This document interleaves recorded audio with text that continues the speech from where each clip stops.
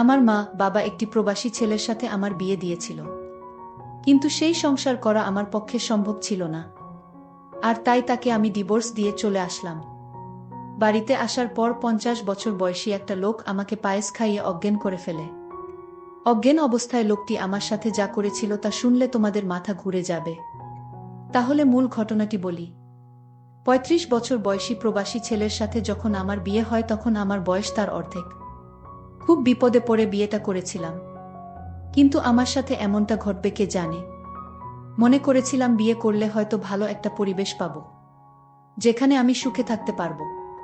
কিন্তু যেটা ভেবেছিলাম সেটা ভুল ছিল। এক নরক থেকে মুক্তি পেয়ে আমি যে আরেক নরকে গিয়ে পড়েছিলাম এটা বুঝতে আমার 2 দিন সময় ও দরকার পড়েনি। স্বামী নামের একটা কীটের হাতে এসে পড়েছিলাম আমি। জানি না কোনো স্বামী তার সদ্য বিয়ে করা বউকে সবসময় গালিগালাজ করে, কিন্তু সেদিন কোনো অপরাধ না করেও আমাকে প্রচুর বকা শুনতে হয়েছিল। 20 দিনের ভয়াবহ দিন কাটানোর পর আমার স্বামী যখন বিদেশ চলে গেল তখন একটা দীর্ঘ স্বস্তির নিঃশ্বাস ফেলেছিলাম, এই ভেবে যে অন্তত কারো বকা আর মায়ের খাওয়া লাগবে না। কিন্তু আমার ভাগ্য যে আমার জন্মের পর থেকেই আমার বিপক্ষে সেটা আমার মনে ছিল না। উনি যাওয়ার পর থেকেই আমার দেবর আর আমার নন্দের বড় ছেলে আমাকে খারাপ নজরে দেখতা। আমি বুঝতে পারছিলাম নন্দের ছেলে আমার সাথে কি করতে চায়। আমাকে প্রতিদিন বিভিন্ন বাজে কথা বলতো।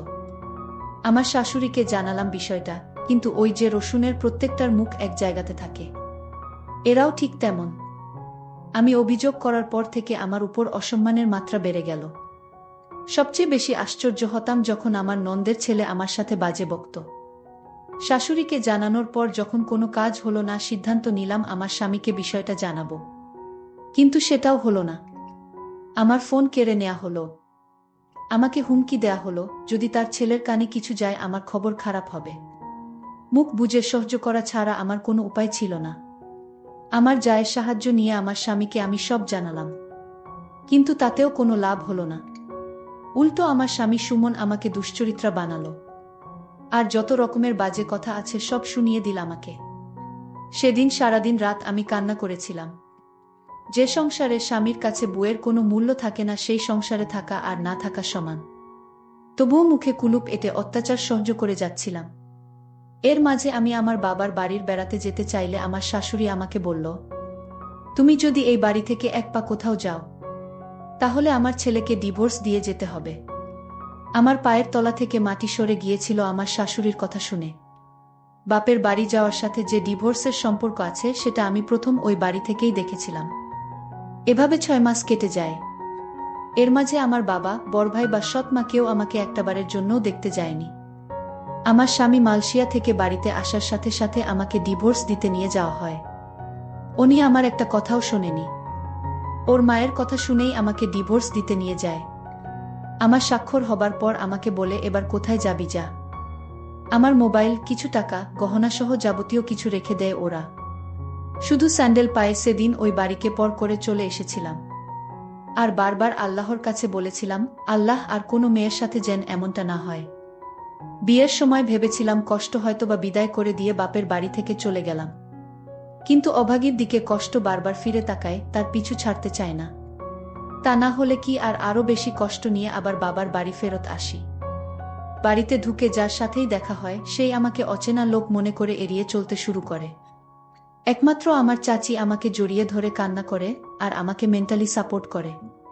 কিন্তু যাদের সাপোর্ট দরকার তারা যদি না করে তাহলে কি আর কষ্ট কমে? আমার ভাবির কাছে গেলাম, সে আমাকে বলল ভাইয়ের কাছে গিয়ে ক্ষমা চাইতে। মনে অনেক সাহস সঞ্চয় করে বড় ভাইয়ের কাছে একটু ছায়া খোঁজার আশায় গেলাম, কিন্তু সেই ভাই আমাকে সেই দিন মারছিল আর গালি দিচ্ছিল। ভাবি গর্ভবতী ছিল, আমাকে ঠেকাতে গিয়ে সেও ভাইয়ের হাতে মার খেয়েছিল। ভাই শুধু বলতেছিল সব দোষ নাকি আমার, কিন্তু কেউ একটাবার বুঝতে চায় নাই যে আমার সংসার ভাঙাতে আমার কোনো দোষ নাই। আবার সেই উঠতে বসতে সৎ মায়ের খোঁচা, ভাইয়ের দুর্ব্যবহার, আব্বার মুখ গোমরা করে থাকা, মোটের উপর সবকিছুকে জাহান্নামের আগুনের মতো মনে হচ্ছিল। আমি যদি 2 দিন না খেয়েও থাকতাম কেউ এসে খাইয়ে দিয়ে যাওয়া তো দূরের কথা, এসে জিজ্ঞাসাও করতো না আমি খেয়েছি কিনা। শুধু আমার ছোট চাচি এসে আমাকে খাইয়ে দিয়ে যেত। তবুও সবসময় আসতে পারতো না, আর ভাবি ভাইয়ের কথার বাইরে আসতে পারতো না। সিদ্ধান্ত নিলাম বাড়ি থেকে দূরে কোথাও চলে যাব, যেখানে আমার কেউ নেই, পরিচিত কেউ নেই। দরকার হলে কাজ করে খাবো কোথাও, তবুও এই নরকে থাকবো না। কিন্তু পারছিলাম না।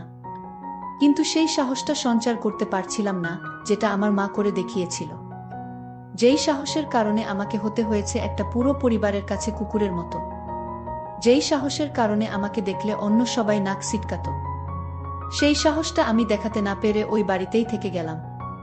বেশ অবস্থাসম্পন্ন একটা পরিবারে আমার জন্ম হয়েছিল।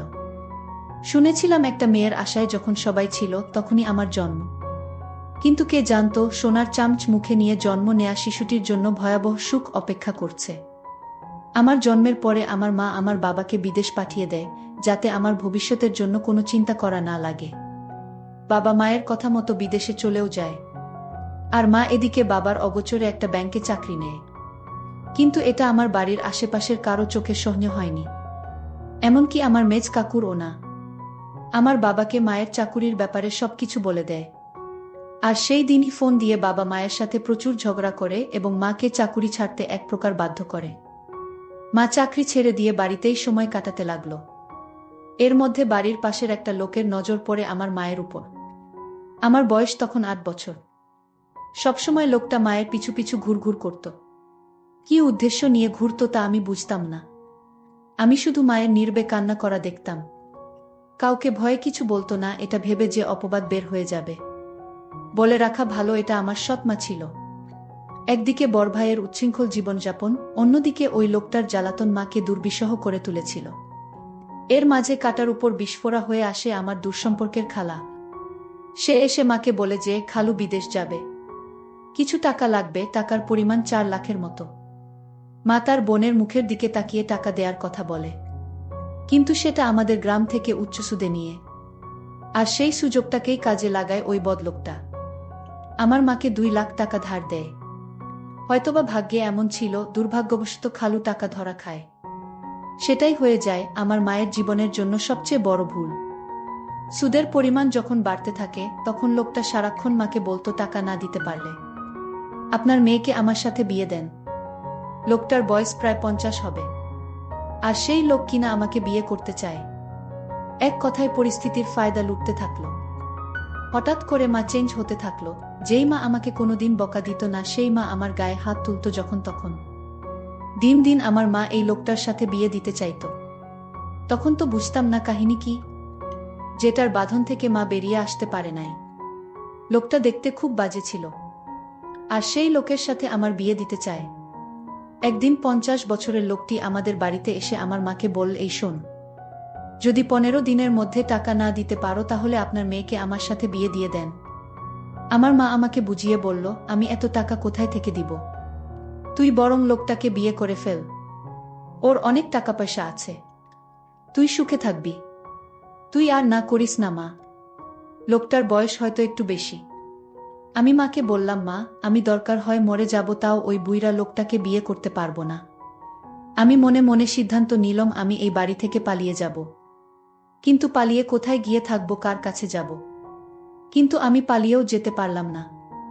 যেদিন ঘর থেকে পালাবার চেষ্টা করছিলাম, সেই দিন ঘর থেকে বাহির হওয়ার সময় মা দেখে ফেলে। তারপর আমার পিছু নেয়। আমি যখন একটা সিএনজিতে উঠলাম, আর সেই সিএনজিতে বসা ছিল সেই লোকটা যার সাথে আমার বিয়ে হবার কথা। লোকটার নাম শুনেছিলাম আকবর আলী। সেই আকবর আলী আমাকে দেখে ধরে ফেলে এবং বাসায় নিয়ে যায়। বলে রাখা ভালো যে মা এই 50 বছর বয়সী আকবর আলীর সাথে বিয়ে দিতে চাইছে। সে আসলে আমার আপন মা না, সে আমার সৎ মা। আর সৎ মা বলেই এরকম একটা 50 বছর বয়সী লোকের সাথে আমার বিয়ে দিতে চাইছে। তাছাড়া ঋণ পরিশোধ করতে আমাকে তার সাথে বিয়ে দেওয়া হচ্ছে। যাই হোক, আমাকে সিএনজি থেকে লোকটা ধরে বাড়িতে নিয়ে আসলো আর বলল, শোন, আমার কিসের অভাব, আমার সাথে বিয়ে হলে তোর সমস্যা কি?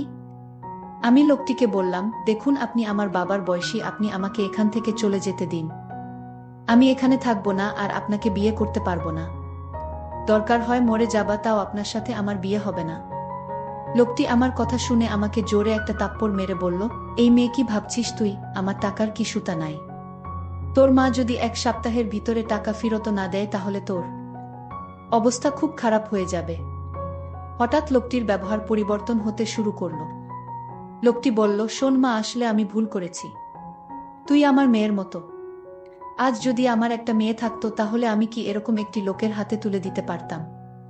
লোকটির পরিবর্তন দেখে আমার মনের ভিতর সন্দেহর সৃষ্টি হলো। লোকটি হঠাৎ এরকম পরিবর্তন হলো কেন?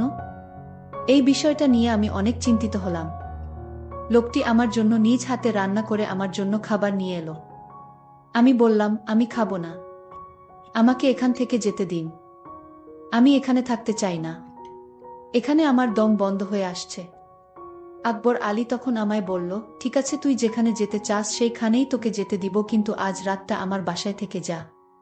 আমি কথা দিচ্ছি কাল সকালে আমি তোকে আর আটকাবো না, আমি তোকে বিদায় দিয়ে দিব। তুই যেখানে যেতে চাস সেইখানেই যাবি। আমার মনের ভিতর আরো সন্দেহর সৃষ্টি হলো, আজ রাত থাকার কথা বলছে কেন? কি হয় জানি না। আকবর আলীর বাড়িতে কেউ নাই। আকবর আলীর বউ মারা গেছে। তার একটা ছেলের সন্তান আছে। সে বিদেশে থাকে। আকবর আলী নিজে রান্না করে, মাঝে মাঝে বোয়া এসে রান্না করে দিয়ে যায়। আকবর আলী আমাকে বলল, মা, আজ আমি তোর জন্য নিজের হাতে পায়েস রান্না করেছি। একবার খাইলে বারবার খাইতে মন চাইবে। আকবর আলীর কথা শুনে আমি কিছুটা অবাক হলাম। যেই লোকটা সুদ খায়, আর সেই লোকটা আমাকে এভাবে নিজ হাতে রান্না করে খাওয়ানোর পিছনে অবশ্যই কোনো কারণ আছে। আকবর আলী আমার জন্য পায়েস নিয়ে এসেছে আর বলছে, নে মা, খেয়ে চুপচাপ ঘুমিয়ে পড়। আর যদি তুই পায়েসটা না খাস তাহলে আমার ভীষণ কষ্ট হবে। খেয়ে নে মা, আমি কথা দিলাম কাল তুই যেখানে যেতে চাইবি ঠিক সেইখানে আমি তোকে দিয়ে আসব। তাও তুই খেয়ে নে। আকবর আলী আমায় এমনভাবে বলছিল, আমি না খেয়ে পারলাম না। আমি আকবর আলীর নিজ হাতে তৈরি করা পায়েসটুকু খেয়ে নিলাম। পায়েসটা খাওয়া 30 মিনিট পর আমার শরীরটা কেমন জানি করতেছিল। শরীরটা অস্থির অস্থির লাগছিল। আমার কিছুই ভালো লাগছিল না। আমার চোখে কিছুটা ঝাপসা দেখতে লাগলাম। আমার মাথাটা ঝিমঝিম করে ঘুরাচ্ছে। আমার কাছে মনে হচ্ছে পৃথিবীটা ঘুরতেছে। আমার এরকম অস্থির দেখে আকবর আলী জিজ্ঞেস করল, কিরে মা, কি হয়েছে তোর? যেই লোকটা 2 দিন আগে আমাকে তার ঘরের বউ হিসেবে দেখতে চায়, আর সেই আকবর আলী আমাকে নিজের মেয়ে বানিয়ে ফেল, এটা আমার কাছে কেমন জানি অদ্ভুত ব্যাপার মনে হলো। যাই হোক, পায়েস খাওয়ার পর থেকে আমার মাথাটা কেমন জানি ঘুরাচ্ছে, প্রচুর ঘুম পাচ্ছিল। আমি হঠাৎ বিছানায় শুয়ে পড়লাম। আমি ঘুমিয়ে পড়লাম। এরপর আমার সাথে যা ঘটেছিল তা শুনলে তোমাদের হুঁশ থাকবে না। আমি যেন অজ্ঞান অবস্থায় ঘুমিয়ে পড়লাম। আমার কোন হুঁশ ছিল না। তারপর আকবর আলী আস্তে করে আমার রুমে আসলো আর আমার বিছানায় বসল। আকবর আলী এক অদ্ভুত আচরণ করল ঘুমের ঘরে। আমি স্বপ্নে দেখতে লাগলাম আকবর আলী আমার কাছে আসছে। আর আকবর আলীর হাতে বিশাল বড় একটা হাতুড়ি দিয়ে আমাকে মারতে আসলো। আর এই স্বপ্ন দেখে আমি বিছানা থেকে লাফ দিয়ে উঠে পড়লাম। উঠে দেখি রুমে কেউ নাই, তবে আমাকে কেমন জানি এলোমেলো লাগছে। মনে হচ্ছে আমার ঘরে কেউ আসছিল। আমি বিছানায় একটা ঘড়ি দেখতে পেলাম। আর সেই ঘড়িটি আকবর আলীর হাতে ছিল। আমি ভালো করে লক্ষ্য করলাম এটা আকবর আলীর হাতে ছিল। কিন্তু দরজা তো ভিতর থেকে লক করা, তাহলে আমার রুমে কেউ ছিল না। তাহলে আমি কি বাজে স্বপ্ন দেখছি? আর সেই স্বপ্নে আমার ঘুম ভেঙে গেল। আকবর আলী আমার রুমে না আসলে তাহলে কে আমার রুমে আসলো? আর ঘড়িটি তো আকবর আলীর। তাহলে আকবর আলী কি আমার রুমে এসেছিল? আমি রুম থেকে বের হয়ে দেখলাম আকবর আলী নামাজ পড়তে লাগলো। আমি আকবর আলীকে দেখি ভীষণ অবাক হলাম। আমি দাঁড়িয়ে থেকে তার নামাজ দেখলাম। নামাজ শেষে হলে আমি তার কাছে গেলাম এবং বললাম, দেখুন, আজ রাতে আমার রুমে কে আসছিল আমি বুঝতে পারছি না। তারপর আকবর আলী বলল, আরে বোকা মেয়ে, তোমার রুমে আবার কে আসবে? তুমি হয়তো দুঃস্বপ্ন দেখছো। তাহলে আমার বিছানায় আপনার ঘড়ি কি করে এলো? কই, ঘড়ি তো আমার হাতে, তাহলে এটা কার ঘড়ি? ও বুঝেছি মা, আমার ছেলে 2টা একরকম ঘড়ি নিয়ে আসছিল বিদেশ থেকে। আর তুমি যে রুমে থেকেছো সেই রুমে আমার ছেলে থাকতো, সে হয়তো ভুল করে ঘড়িটা ফেলে রেখে চলে গেল। আচ্ছা মা, আমি তোমার জন্য একজন পাত্র ঠিক করেছি। আমি তোমাকে তার সাথে তোমাকে বিয়ে দিব। তোমার মায়ের সাথেও আমার কথা হয়েছে। আমার তো কোনো মেয়ে নেই, আর আমি তোমাকে আমার মেয়ে করে নিলাম। আর তুমি গতকাল রাতে যা দেখছো সবই দুঃস্বপ্ন মা। তারপর আকবর আলী আর আমার মা আমার জন্য সেই সুমন ছেলেটিকে নির্ধারণ করল। আমি আকবর আলীকে বাবা বলে ডাকলাম। বাবা, আসলে আমি তোমাকে ভুল বুঝেছিলাম। তোমার মতো এমন মানুষ এ যুগে পাওয়া বড়ই কঠিন। তারপর আকবর আলী বাবা আমার বিয়ের সমস্ত খরচ বহন করে আমাকে সুমনের সঙ্গে বিয়ে দিয়ে দিল। কিন্তু কথায় আছে না, অভাগীর কপালে কি আর সুখ সয়। আমি তাকেও ডিভোর্স দিয়ে চলে আসলাম, কারণ এই পরিবারটি ভালো ছিল না। তাই বাড়িতে আসার পর কেউ আমাকে আশ্রয় দেয়নি। তাই এখন ঢাকা শহরে নিজে চাকরি করে নিজের পেট চালাই। জানি না তারপর আমার কপালে কি হয়। আজকের গল্পটি এখানেই শেষ করলাম। যদি গল্পটি ভালো লাগে তাহলে চ্যানেলটি সাবস্ক্রাইব করে পাশে থাকবেন। ধন্যবাদ।